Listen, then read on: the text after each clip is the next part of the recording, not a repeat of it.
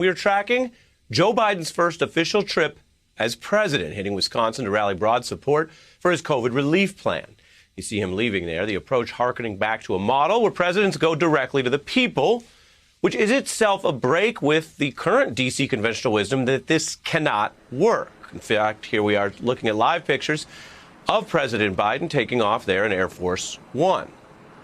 Now, part of the conventional wisdom you hear is that leaders must now accept what political nihilists have done, broken America into sharp divisions that are basically permanent. Now, Biden may actually be proving those types wrong as he takes off tonight, so it's actually worth pausing and recalling what this claimed conventional wisdom entails.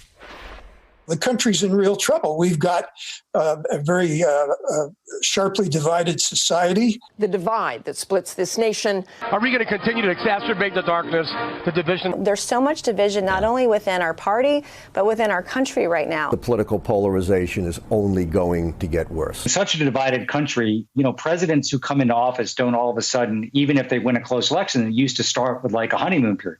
They don't exist anymore. Doesn't exist anymore. It's become so common to say those things, they may even sound unremarkable.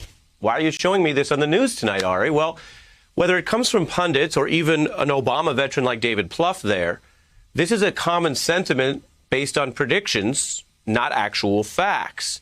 There is recent history. Donald Trump was at a measly 41% at this time in his presidency, no honeymoon there, and that 41% stayed firmly polarized through his 4 years. So the thought of a new president breaking 50% or higher in a honeymoon period, well, the D.C. class has ruled that out. But you have to remember, D.C. is wrong a lot. So while they applied the Trump number to predict ongoing polarization, the news tonight is Biden is surging to 62%, which means roughly 40 million plus Americans back him now, more than his predecessor.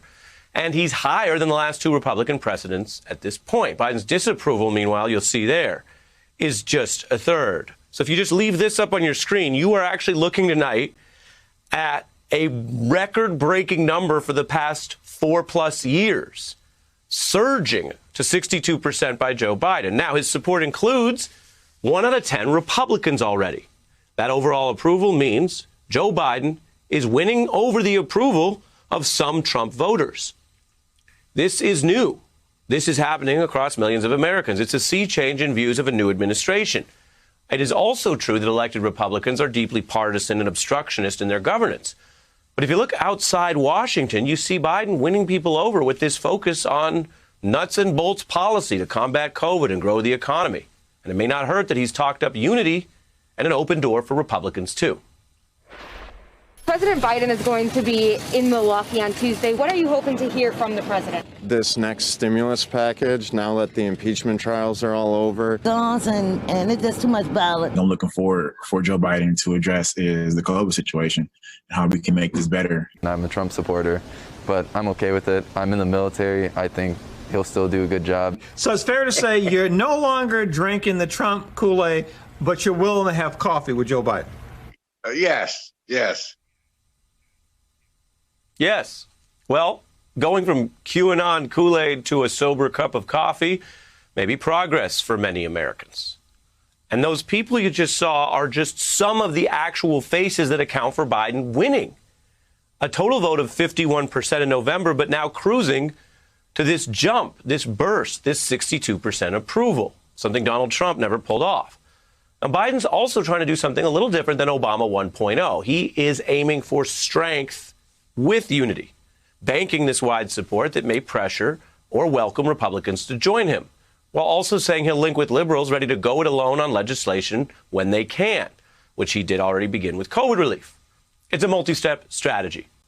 It may not be popular with everyone, but it is exactly what Biden pledged.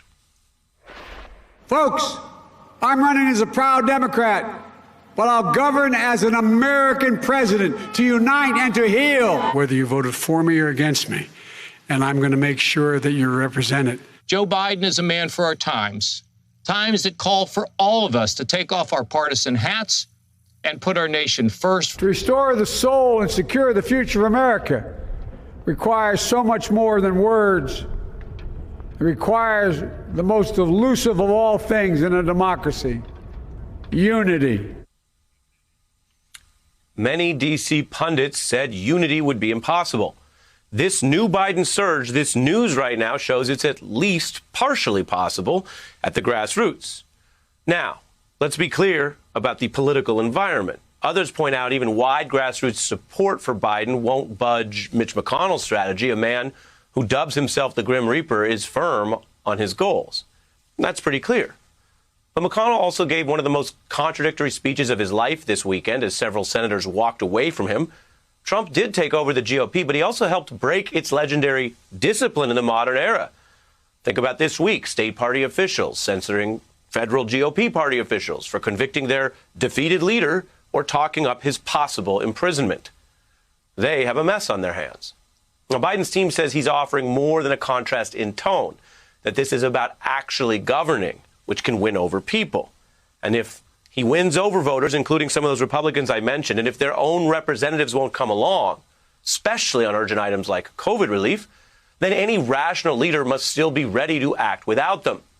Because once you try unity, there is still work to be done. Joe Biden's welcoming any political love with an outstretched hand. But to paraphrase Faith Evans in The Game, he may ultimately conclude, I got nieces to feed, 2 coasts to please. I don't need your love, Republicans. No, I don't need your love. Hey, I'm Ari Melber from MSNBC. You can see more of our videos right here, or better yet, subscribe to our YouTube channel below. You could have been anywhere in the world, but you're here with us, and we appreciate that.